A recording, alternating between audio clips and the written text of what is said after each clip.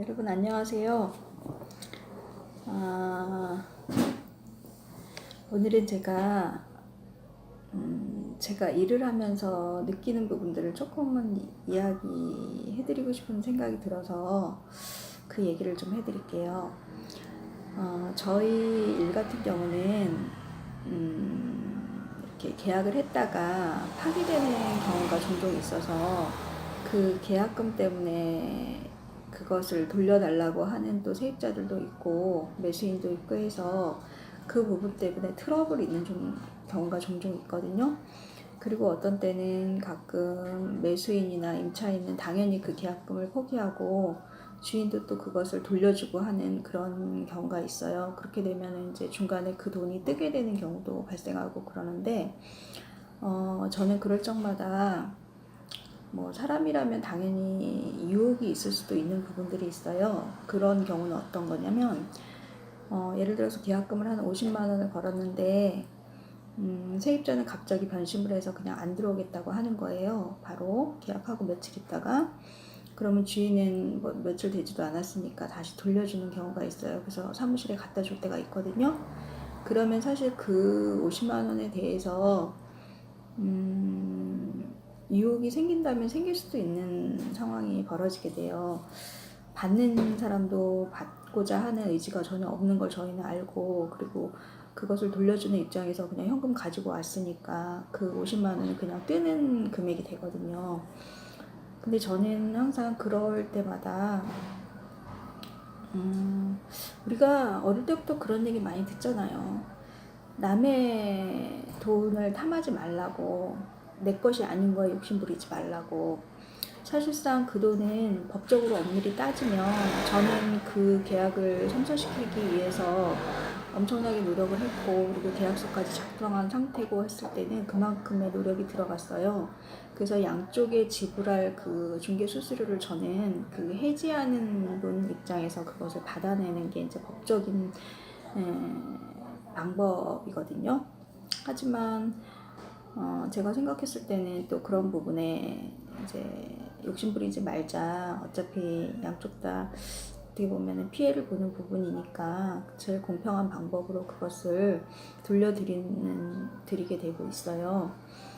근데 지금 예를 든 것처럼 얼마 전에 아가씨 두 분이 살 방을 1,050짜리를 구하러 오셨어요. 근데 바로 보자마자 하겠다고 그러고, 주인은 바빠서 다음날 도장을 찍기로 하고 계약서를 작성하고 갔거든요. 그래서 다음날 오려고 하는데 세입자가 갑자기 마음이 바뀐 거예요. 다시 가서 보니까 둘이 살아야 되는데 방 하나가 너무 작았던 거예요.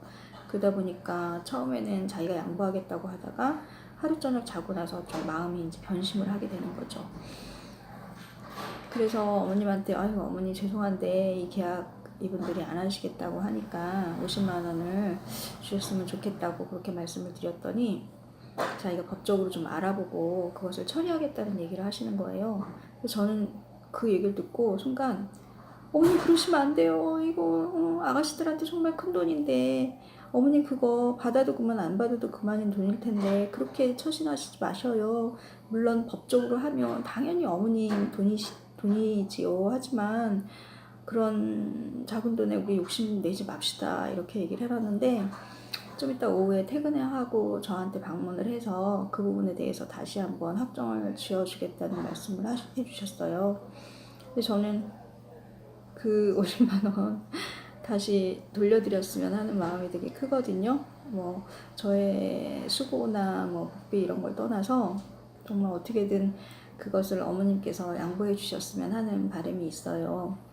근데 하지만 법은 법인지라 그분이 법대로 하겠다고 그냥 안 줘도 되는 거니까 안 주겠다고 하면 저도 할 말은 없어요. 그래서 또 이런 것들을 경험하면서 느끼는 게 사람들이 그 변심을 참 잘해요. 저는 이 일을 하면서 어떻게 저렇게 마음이 하루 저녁에 변해버릴까라고 되게 처음에는 그 부분 때문에 굉장히 힘들었어요. 이 직업이.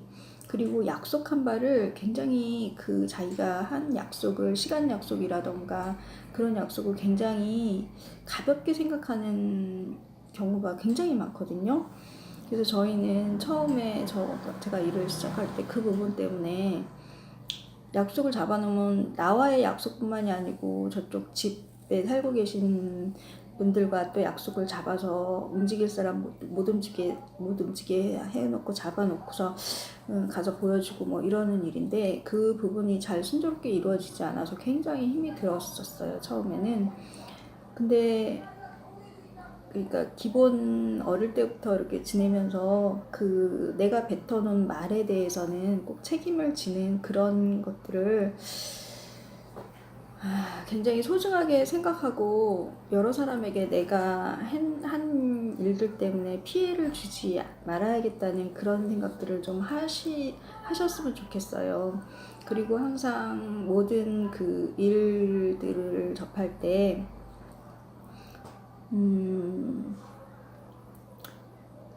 욕심 부리지 말라는 얘기는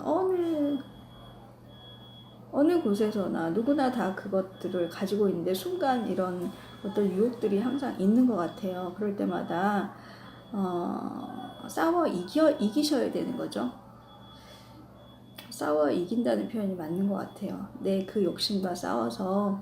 그리고 결론적으로는 또 길게 생을 본다면 그런 욕심 부린 돈은요, 절대 내 주머니에서 오래 있지 않고 나가게 되는데, 나가게 되더라도 굉장히 허무하게 나가는